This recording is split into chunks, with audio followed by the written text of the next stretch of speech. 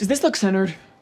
Let me see. Maybe if I just put it a little more to the No, leave it up. It really elevates the space. Oh, God. Am I the first to arrive? The rest will be here soon. Please, come in. Right, Agatha? I don't care. Whatever you want. Can I interest you in a pre-road appetizer? They are old granola bars I didn't have much to work with.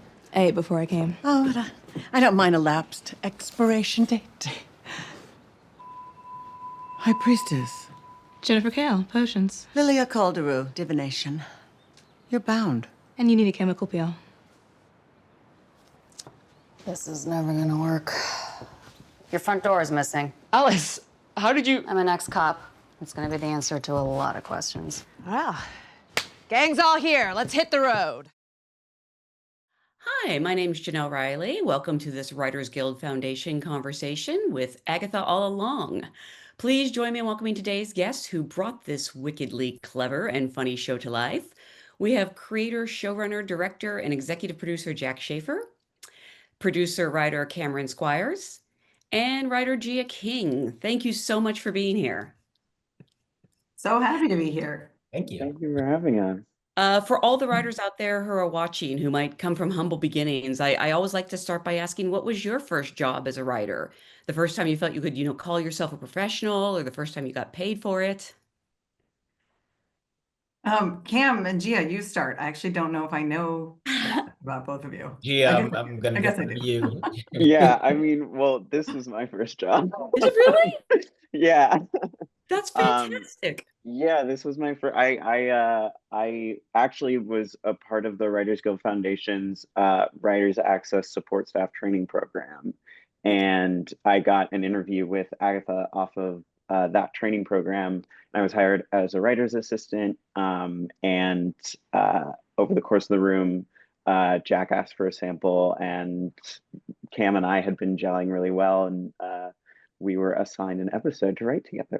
So this was my first job. Very easy answer. Great. That's for the rest of your life. You get to say this was your first job. Mm-hmm.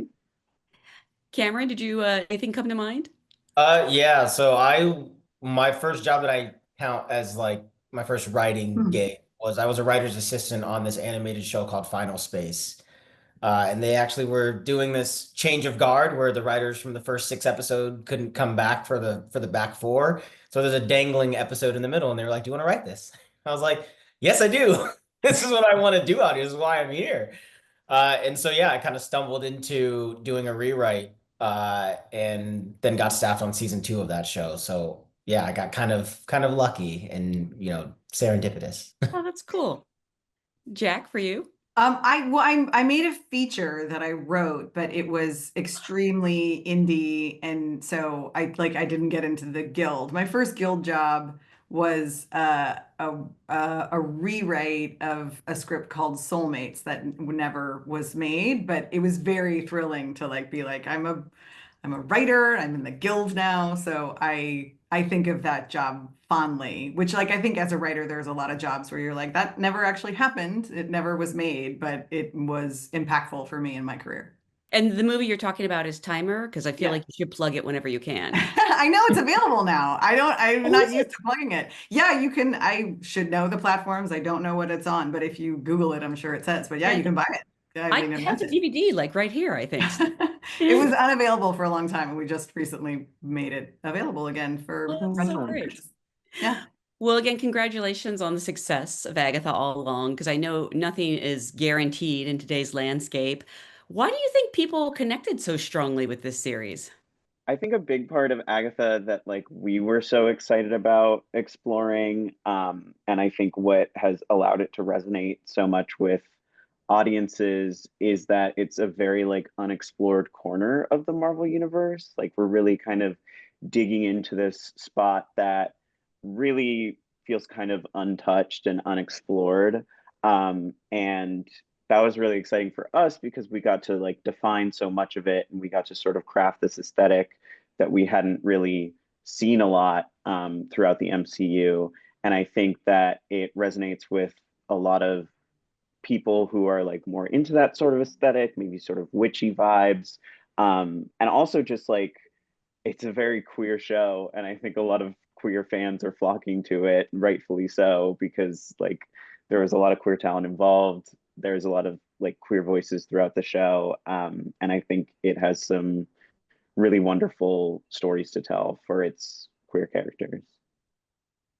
I couldn't agree more. Like that's essentially where my answer lies. It's the pocket of the MCU and just of the larger world that this show and kind of WandaVision before it occupies is just so unique. And from where I'm from, Indiana, all the way to Los Angeles, there are people who like the show for various reasons and can relate to it in various ways. So I think it is a very thematically universal story that's told in kind of like a very niche pocket of the MCU, and that makes it so much more fun to watch, knowing you don't have to deal with all the extra tie-ins and background. You're just watching all of these witches on this very singularly focused adventure. Isn't it funny that it's such a universe? It feels like a really universal story, despite the fact that it's about witches. I never Well, think of it as a family. universal story, but I love that you all do. I think of it as being like so specific and bananas, but the emotion is universal, I guess. Yes. And Jac, I'm sorry, I'm going to make you talk now because Yeah. Agatha's character was first seen, obviously, in 2021 series WandaVision. We immediately fell in love with her. At what point did you start envisioning a series of her own? Was it while you were making the show or when it was airing? No, I mean, and Cam can back this up. Like WandaVision, we had no idea that WandaVision would be what it was. And so that entire process was just like a gift and was really bewildering. And we didn't know if people would watch or anything. So so there was no point where I was like, and then there'll be more, or there'll be another season, or there are other characters. Like I was so in it.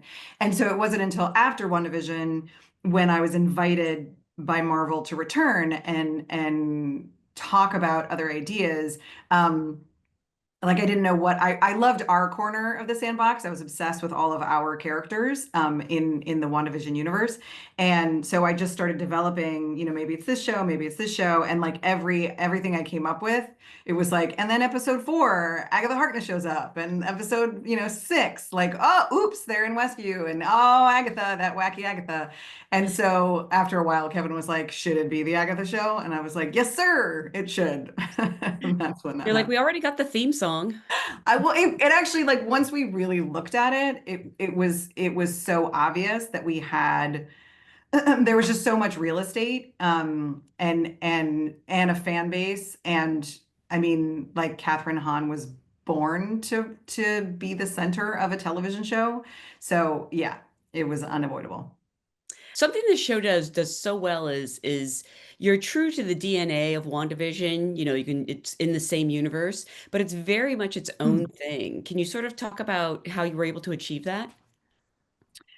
Sure. I mean, and again, I want to hear Kim and Gia talk about it. I mean, that was the agenda out of the gate, was we want to learn from the successes of WandaVision and sort of scratch that same itch and delight those fans. Like that's what was in my mind. It was like, so this worked, this thing that we did, that we put so much love into, it really worked. And so how do we do that again? How do we cultivate that same sense of like wonder and intrigue and delight and heart and tears and laughter, but it's a mistake just to duplicate, especially with an idea like that. Like, you just can't do that over again. So centering it on a different character was my sort of true north. It was like, yes, we want to feel that DNA from the original property, but we want it to support this totally different character. So it's going to be darker, it's going to be duplicitous, it's going to be twistier, it's going to be and like, you know, the core of Agatha, I mean, the core of Wanda in a strange way is sitcoms, like, because really it's about family and comfort and safety. Like that's actually the like inside of her heart. And for Agatha, the inside of her heart is being a witch. And so that's what fueled everything. So, you know, WandaVision is sitcoms and Agatha is witches. So that we just extrapolated from there. And, you know, Cam wrote episode 103, which is the one that's sort of the like, God, I do this wrong every time. Help me, guys. Big little fires, right? Yeah, big, Not yeah, pretty big little, little. Big Little pretty Lies. little fires everywhere.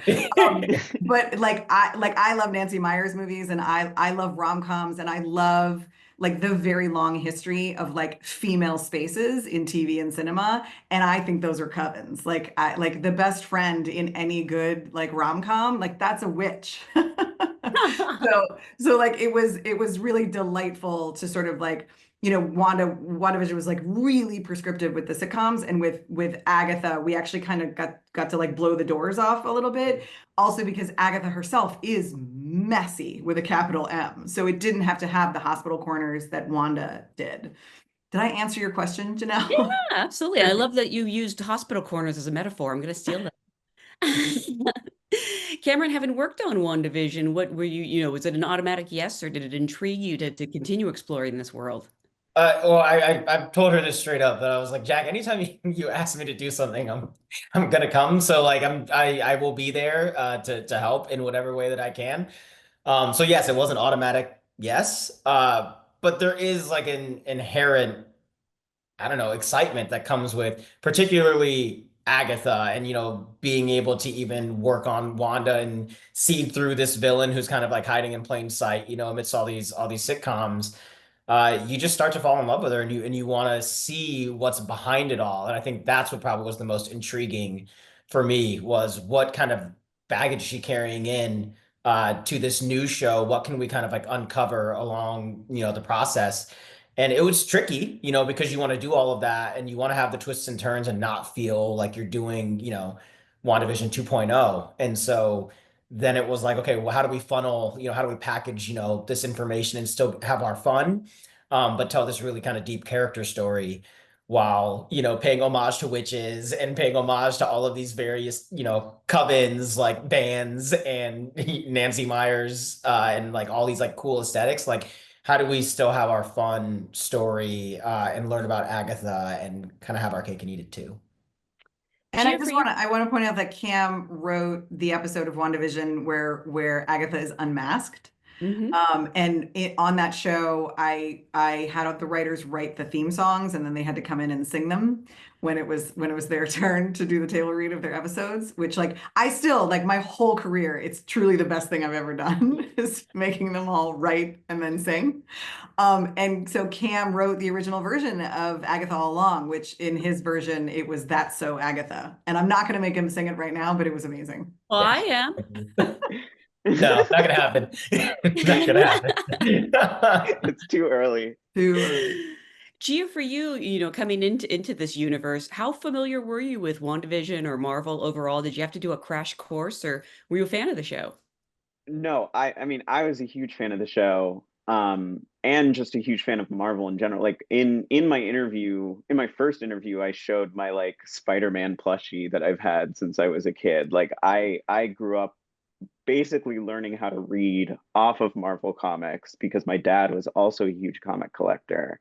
And so I was up to speed on everything, and also just a really particularly big fan of WandaVision in general. And I was going to say that, like, I feel like the newer writers that came on, like me and Jason and Giovanna, that weren't necessarily carried over from WandaVision, I feel like we also kind of brought in like a welcome perspective as fans of WandaVision, and could talk about like how WandaVision hit us as viewers.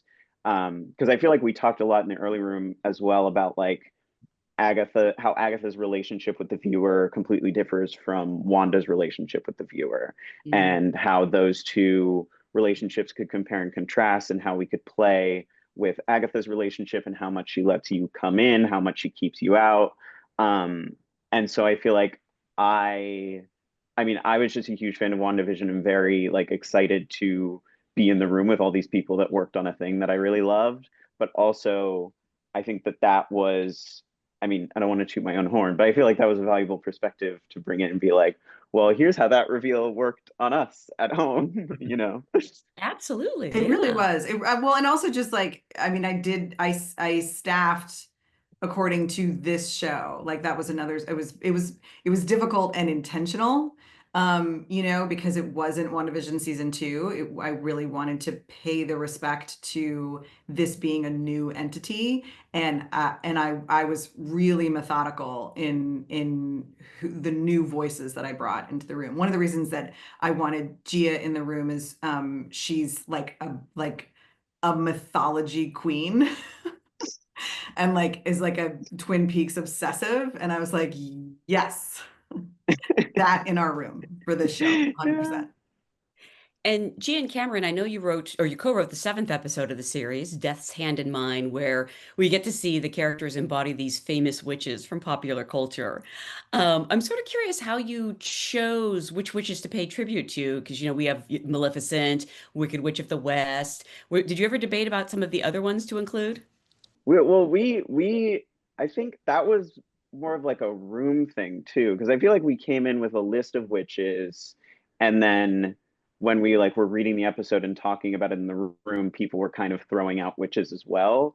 And so I feel like the list that we ended up coming up with had like 12 on them, and then we ended up like whittling it back down. I mean, with Billy, the like if the cheekbones fit was like I feel like an early joke, and then we just like kept that forever.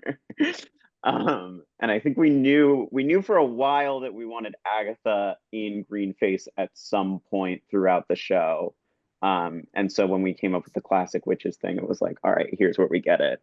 But I'm trying to remember I if there were know. like It was others who. also like candidly, it was a rights issue as well. Oh. Which often shapes this kind of thing, but I'm so delighted with where it landed. I loved our discussions about that, you know, spoiler, that Billy made the road. So this is how he sees these women. Mm. And so the idea that in Lilia's episode, she is like the classic good witch, that there's goodness surrounding her and like purity and light surrounding her. I thought that that was really beautiful. And I loved, you know, I think Gia, was it you, the idea that like that Jen would be the crone witch, the hag witch, and Mm, that wouldn't be an insult. It would be like a little a point on her arc. You know, Jen's so much of Jen's arc is the excavating of her true self, the removal of the makeup and the nails and all of the sort of like accoutrement that made her, that separated her from her true self and true power. So the idea that the crone witch was actually a compliment, that she would see it as an insult, but it actually would propel her even farther on her journey. That like analysis I remember from the room just really dazzled me, and I still just love it. and we talked a lot about the like age being a really big like signifier of respect among the witches. There's I think that joke in I think 102 when they tell Lilia that she doesn't look a day under 250. Um, so yeah, I feel like that also plays into Jen's crone Yeah. witch aesthetic. Yeah, that was one of my favorite things. That was really early. I was like, guess what? We're going to value in this system age. Yeah. Well, Take I back think the word crone. Exactly. Yeah. well that also applies to Billy's character, you know, in Maleficent, and you know he's struggling with how he views himself internally, and so am I the villain, you know, of this story?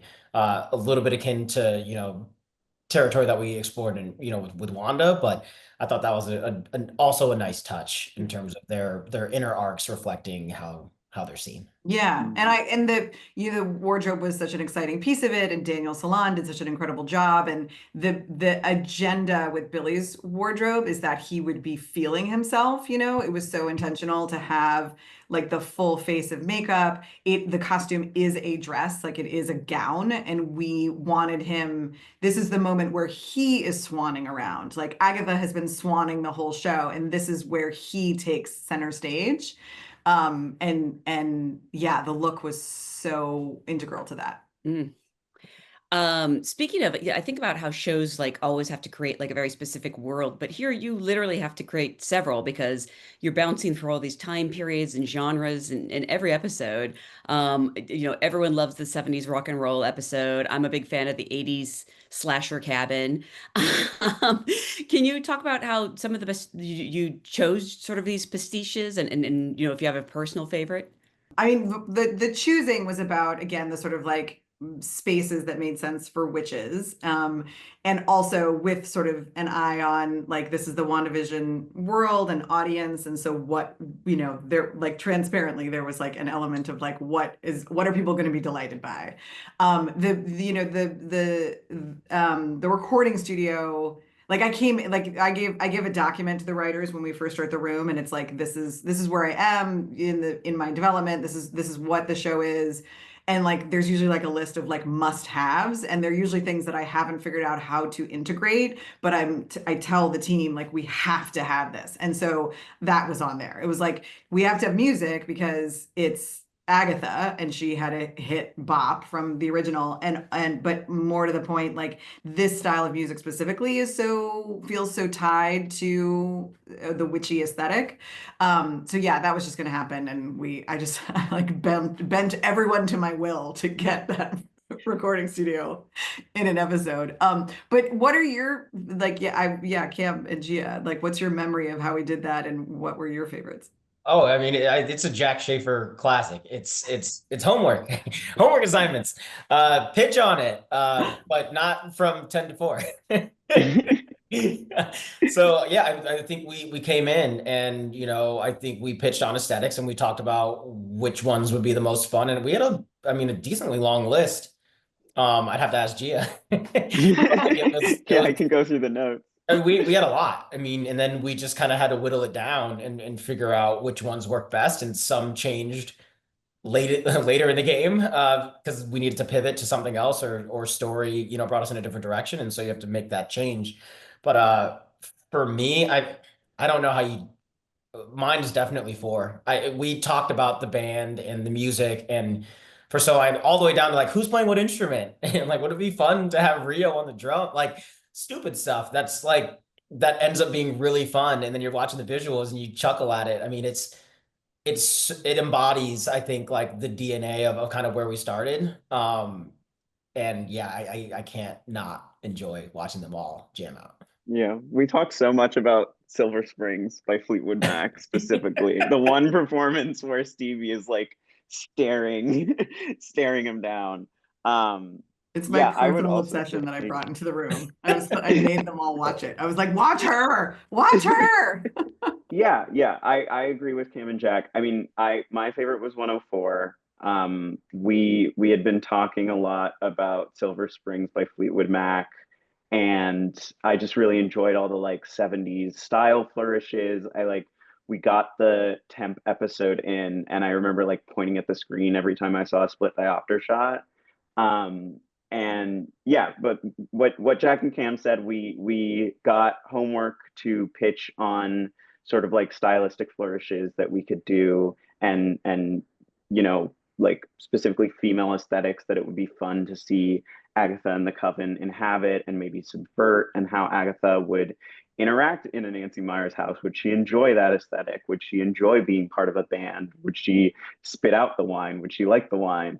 And yeah, we just had a really, really fun time. We ended up coming up with way too many ideas, and we had to whittle it down to what everyone saw in the show.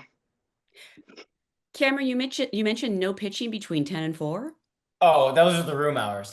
Oh, okay. If you had extra, pitches or things that Jack wanted us to come in with to talk about the next morning, then you kind of go home, you can work it out, which actually, I mean, it's super helpful. Now having been in a handful of other rooms, efficiency wise, it really helps to be able to come in, have pitches ready, talk about them, synthesize, and choose a direction, and then you can expand from there. And that's not just me. I think you can talk to anybody who's been in a room that Jack's run, and it really is efficient, and you make decisions quickly. I actually wanted to ask about that, so because I know every writer's room is different, but how regimented is it? Do you have like a set schedule? I don't know if a lot is done over Zoom, or do you actually like meet in a physical room? For this show, we were supposed to be in person, and then the like second wave of COVID hit, and so very last minute we had to go remote, which was really heartbreaking. I was really looking forward to being in a space with these talented people. And so then over the course of the room, we sort of bounced back and forth. We did some in person. We did we did like combos of some people in person, some people over Zoom. It was really, I would say that was the biggest challenge of the room, was the sort of herky jerky, are we in person, are we Zoom? I also, I hire very kind people, and very respectful people, and they don't thrive over Zoom because they don't want to interrupt each other. So I really prefer to have my talented crew in person, where I can see them take an inhalation of breath and then stop, and then I can call on them because I know they're trying to be respectful, and I'm like, I want to hear your words. So anyway, that process, which is unfortunate, but we totally made it through. Also on WandaVision, a big part, Cam, I don't know if you felt this way, but for me, in the room, before everyone came in, I papered the walls with what I saw as our influences on the show. And it, like, Kevin loved it. It was quite, I was like very complimented and moved that he liked to be in the room, because there was just art on every wall. And we didn't get to do that on this show, which I missed that part of the process too. But in terms of like schedule, we have deadlines we have to hit and things we have to turn in, and I keep an eye on that, and we know what those things are. I'm a big believer in homework. I think it's diminishing returns after a point when you are stuck in a room with people, even people you really like, and even people who have a huge amount of energy. And I have a life, and everybody has lives, and so I like to keep very tight room hours, and then I like to have the brains go home and think and marinate and percolate and feel like. The other thing is, a lot of the folks that I hire, in addition to being kind and wonderful, often can be shy. And so I think it's really useful to let people sit with themselves and not feel the pressure of the dazzling pitch, and then they can come back in and bring into the room with some time to ruminate. So yeah, and so like before the room starts, I will have a list of what my assignments are going to be, and I give a big homework assignment, meaning like a very hard, large, usually structural task, and then I give a little fun one, which is like, in WandaVision, one of the ones I remembered was like, what's the name of the town? Like, bring me 5 examples, or like, I don't know if you guys remember other assignments. On Agatha, it was like, bring me 5 nasty, low-level misdeeds that Agatha did. That was one of my favorite days. Love that. God, it was so good. So yeah, so that's I like, in all things, like even as a director, I am like, it's my job to have a sense of what the process and structure will be, but hold it so lightly so that the talent around me can thrive and have ideas, and I can be receptive to that. And then once they all go off and I guess write separate scripts, do you come back and do a reading of it together, or? Yeah, we do a table read, which is always so fun, and really beautiful, because they come in and like they come in and they put their soul on the page, and it's always a surprise, and always like I'm sure you both remember when we read Jason's script, which, like, I felt like he was waiting his whole life to write that script, and it was just so moving to hear that. And like, when I hire people for specific reasons, and I hired Jason to be the voice of Billy. We're all the voice of Billy, but like, I knew that he would have a singular way in, and it was right. It felt like there was it felt like a breath went through the room that was really sacred. So yeah, so we do table reads, and it's one of my favorite things that happens. Do the writers read it out loud? Yeah, Really? Yeah. So we do the who plays parts, and Agatha? I I think feel like we at the beginning we were like bouncing it around, and then we mostly just cast Donnie as yeah, Agatha it sounds like basically every Donnie. time. Laura Donnie. For Donnie. Yeah, yeah. I didn't read, right? Because I want to hear. Is that right? Yeah, For the Yeah, I most part, think yeah. yeah. yeah. Yeah. I It's also know everyone's process differs, so I'm curious for each of you, like, what is your process? Do you work off of notes? Do you work off of an outline? Gia and Cameron, when you're working together, is it like you sort of trade things off, or are you in constant communication? We were like, well, our episode was obviously very complicated. Yeah. Um, and it took a lot of different forms before it became what it became. But once we sort of settled on the nonlinear idea, I remember we went to Google Docs and we were kind of like I remember we color coded our outline because we had to make sense of when things were happening in real time and how we were seeing them in the episode. And so the process that I did writing with Cam was much different than how I like write my own scripts at home or like write on other things because we were like collaborating together and obviously collaborating on such a complex structural episode. But we would usually divvy up the scenes between each other, like go away to write them on our own, and then we get on the phone for like 8 hours and just go through and edit everything and make sure everything linked up correctly and basically do our own kind of little table read, but like while we were editing it. And it was really wonderful. It was like a really fun time, but it was also, we were like, after like, after we'd break for lunch and come back and do another 3 hours, we'd be like, does this make sense? And are we just reading complete gibberish? I actually wondered with your episode if you like wrote it out linearly first. Is linearly a word? But if you wrote it out, in order first or planned it out, or if it was always, you were working off of something where you were jumping back and forth. I think we did at certain points, like when you need to know what the actual progression is. And I don't think we ever like had like a full write up of each linear scene and like puzzle piece them in, but I think we had a general idea of like what the linear version of the story, especially like when they're walking through the cave and you're like, okay, we're picking them up in the middle and then we're going to see them at the end and then we need to go back to the beginning, but you need to know, okay, so what information are we parsing out for Lilia? What would she say in the middle if mentally she's in this place, but physically she's in this other place? And yeah, being able to track that was tricky. But we did. I mean, what did we watch? Memento, Arrival. There was enough research done, and enough real naivete to be like, we could do that. We can pull this off. It was a lot of like, it's gonna be great. We can do this. We're smart.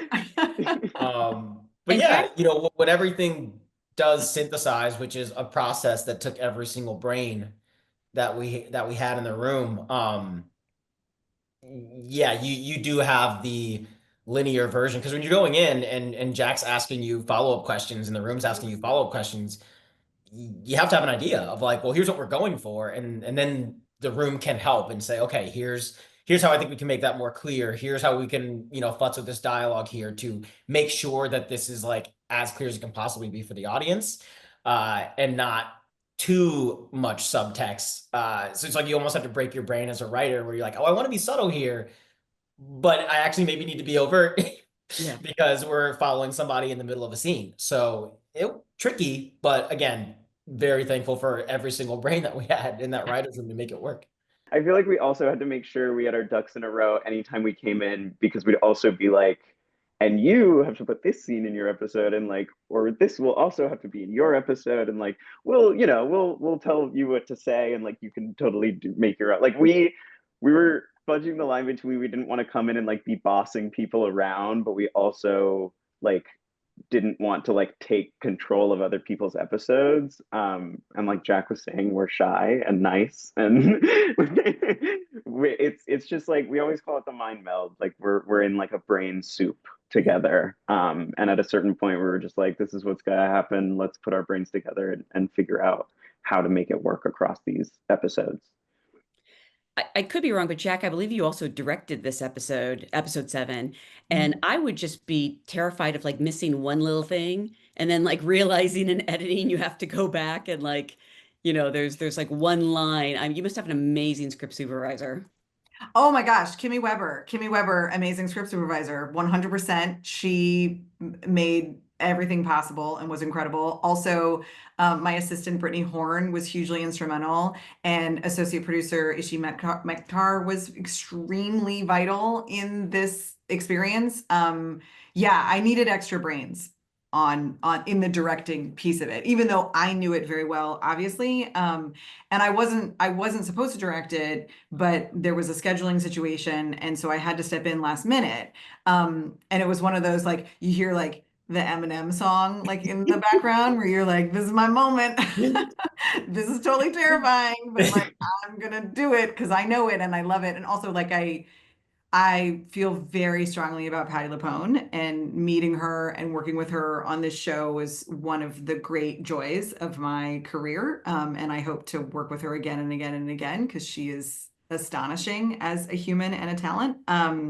So I was thrilled. I mean, I was terrified, and it was like unfortunate how it all sort of unfolded. But then, like, once I was like, well, the only way forward is I got to do it because no one else can do it. Like, that was the other thing. I was like, no one else is going to digest this fast enough. So here I go. I called my husband and was like, I'll be back in like a month. Yeah, it was very hard, harder than anything else I've directed because of all the pieces and because we had such big dreams for this episode, down to the transitions. Like the cinematic transitions were so vital because they were representative of Lilia's emotional experience. So it wasn't just cute photography. It wasn't us just being clever or styly. It was necessary so that you felt pulled along on this. It's not a journey adventure. I don't know what the word is. Like she's so disoriented and it's so scary and it's so emotional, and to watch Patty, Patty really connected to the deep sort of like child of Lilia, and you could see it on her face, and it was like, it makes me emotional just thinking about it. So wanting to do everything I could to support that, not just in like, oh, make sure all the plot goes together, but make sure our design sustains so that we can accomplish for the audience what we want to. Yeah, that was the real challenge. I actually want to talk about the cast because obviously, in addition to Catherine Hahn as Agatha, you have this amazing cast that makes up the coven. And what I love is they all have their own individual stories. Can you talk about, sort of developing these characters and giving each one of them a backstory that honestly is worthy of its own series? That's very nice. And I really want Kim and Gia to talk about this. I will say though that was something that we held hands on from day one. Is like the only way for us to honor the women in this show and to feature diversity of age, body, gender, everything, like it is to build out the characters authentically. So we that was really important, and I stood in awe of the writers in their commitment to that. And now I want you all to talk about that part of it. I mean, I would start with not to keep bringing up homework, but this was probably my favorite homework assignment that we had over the course of the room. I think it was, we had Green Witch, Protection, like we had all of basically the classes, like the types of witch, and we kind of had these characters, but I think our homework assignment was to pitch on how we see that character and what that might mean for their power set. And it was coming back in the next day and seeing how every person in the room was seeing these different witches and like what a protection witch's power set might look like and what that might inform about their backstory. That was just an amazing experience. And I remember just being drawn to Lilia naturally, but I also remember Giovanna really being drawn to a green witch of some kind. And it wasn't until a little bit later that I think it clicked that like, oh, power set wise, you have like life and death and like the natural order of things. And it totally makes sense that death would be the original green witch.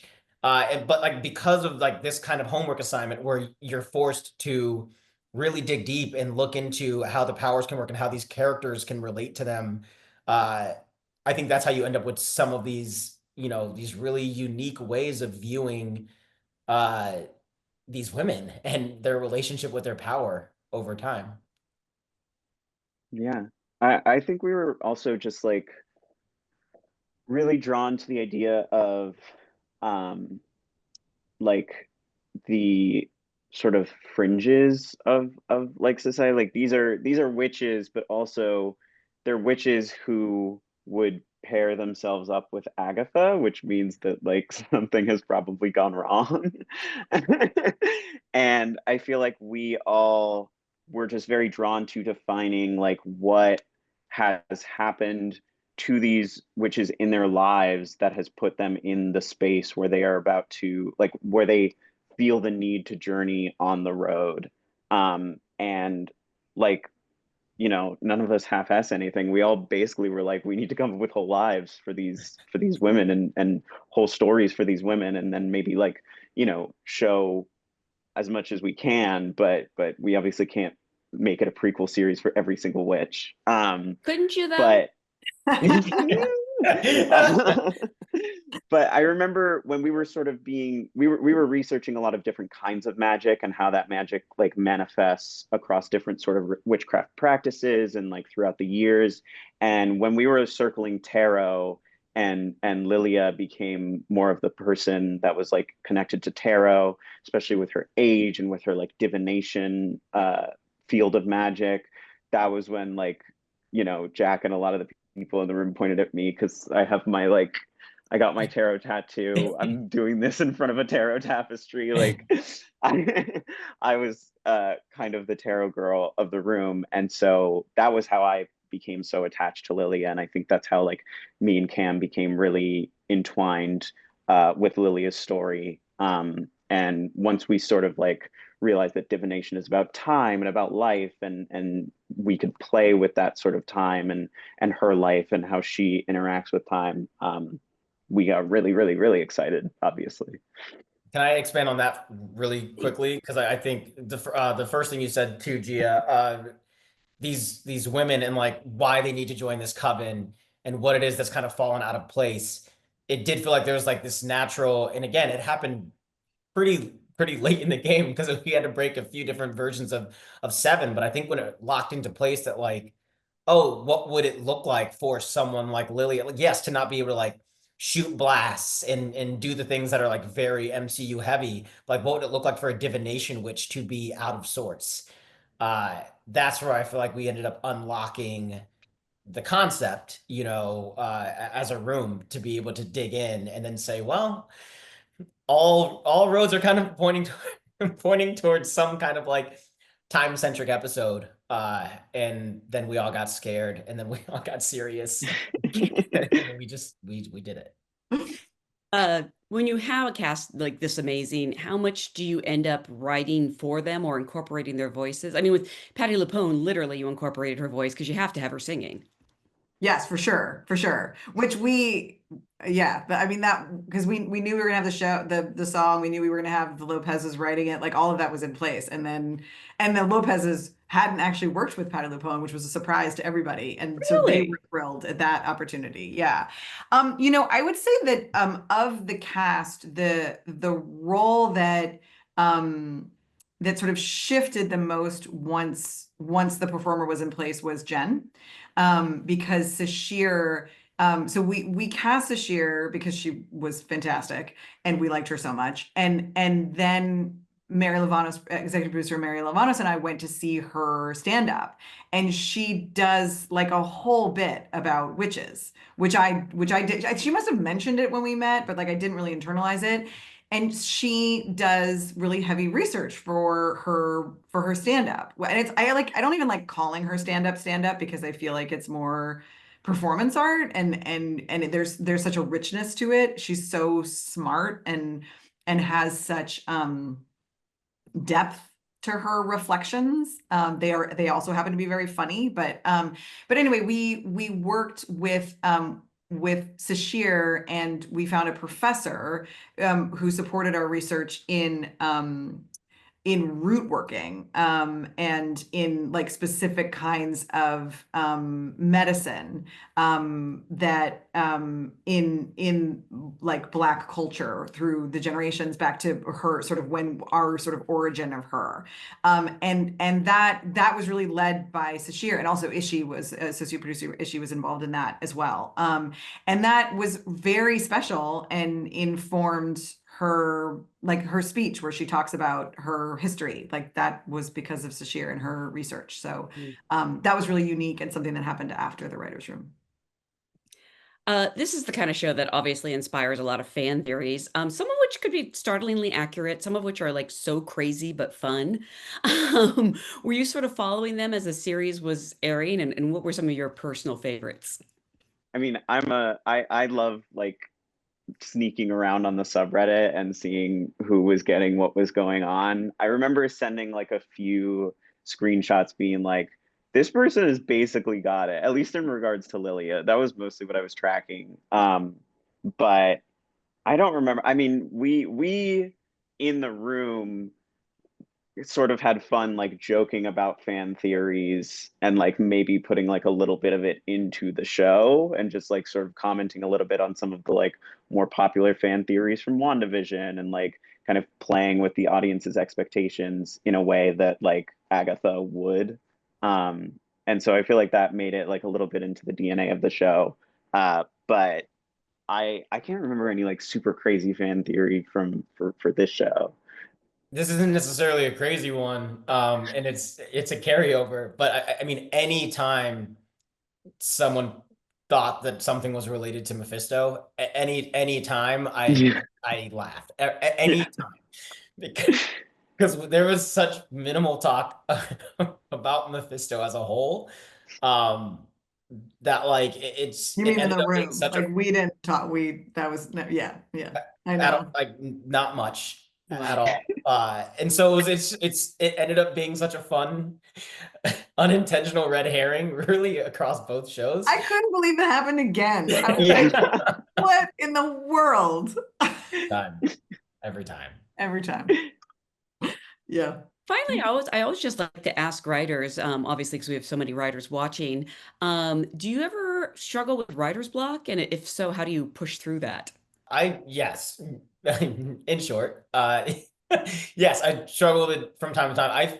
The thing that helps me is uh watching things or reading things. Because I feel like usually you have some sense of like tonally for whatever project you're working on, whether it's, for a job or whether it's, just on your own, you have some idea of like what you want to uh pay homage to or what's influencing your thoughts. And so a lot of times I'll just take a couple days to watch some movies or read articles or books or graphic novels, about the subject matter that I'm, exploring.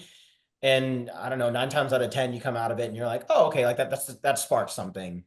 And now I feel like I can go in this direction, but I feel like I always have to lean on some other writer and some other brain to spark something. Otherwise it's a really deep cave. And there aren't always answers at the back of it. So yeah. I feel like I'm kind of struggling with writer's block right now. So that I kind of I like just finished up a sample and I'm trying to like start a new sample and I'm just like kind of like, going ping ponging between the walls trying to figure out what it is. Same as Cam, I really like watching and reading stuff.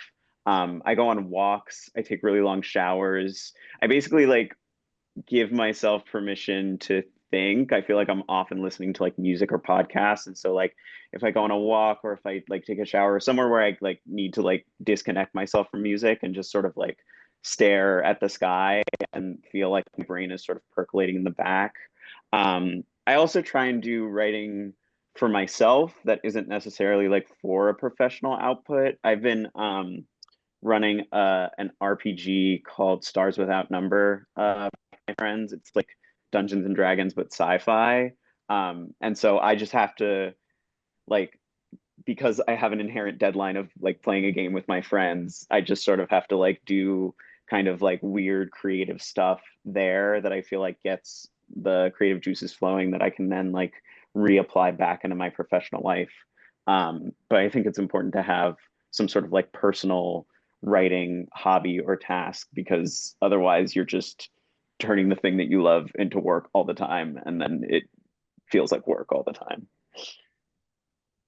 That's very wise.